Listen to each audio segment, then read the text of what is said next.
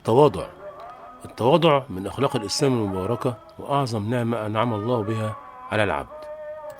قال الله تعالى: فبما رحمة من الله لنت لهم ولو كنت فظا غليظ القلب لانفضوا من حولك. فكان خلق النبي صلى الله عليه وسلم التواضع التام اللي روحه الإخلاص لله والحنية على عباد الله، وضد أوصاف التكبر والعياذ بالله. ويعرف التواضع على أنه فضيلة أخلاقية معناها تقدير الذات حق قدرها من غير كبرياء أو غطرسة، وإظهار اللين والتعظيم للآخرين من غير تذلل.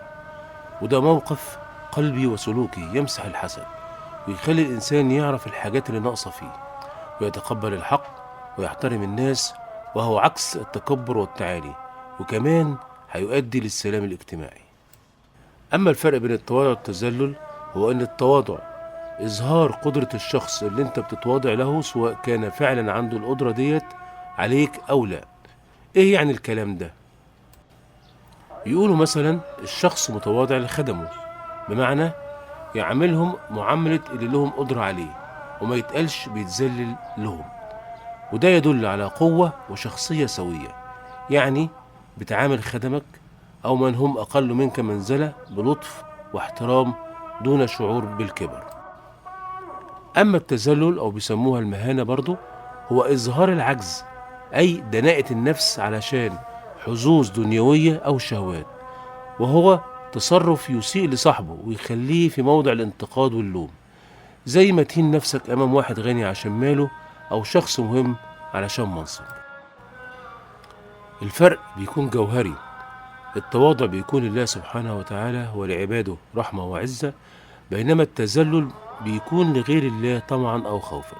قال الله تعالى: واخفض جناحك لمن اتبعك من المؤمنين. وعن أبي هريرة رضي الله عنه قال: قال رسول الله صلى الله عليه وسلم: ما نقص صدقة من مال، وما زاد الله عبدا يعفو إلا عزا، وما تواضع أحد لله إلا رفعه الله. والتواضع يكون في أشياء، منها تواضع العبد عند أمر الله امتثالا وعند نهيه اجتنابا.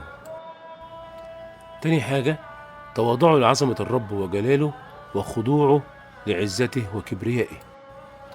تالت حاجة التواضع في اللبس والمشية.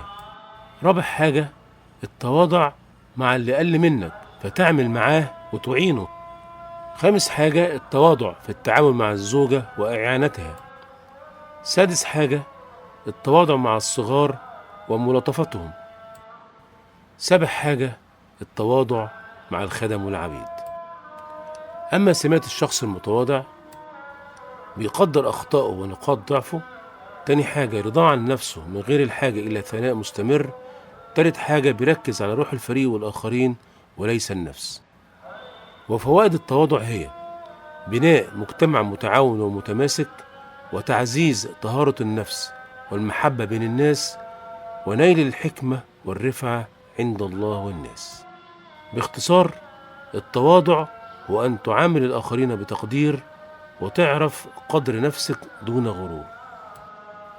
اللهم طهر قلوبنا من الكبر وارزقنا تواضعا يرضيك.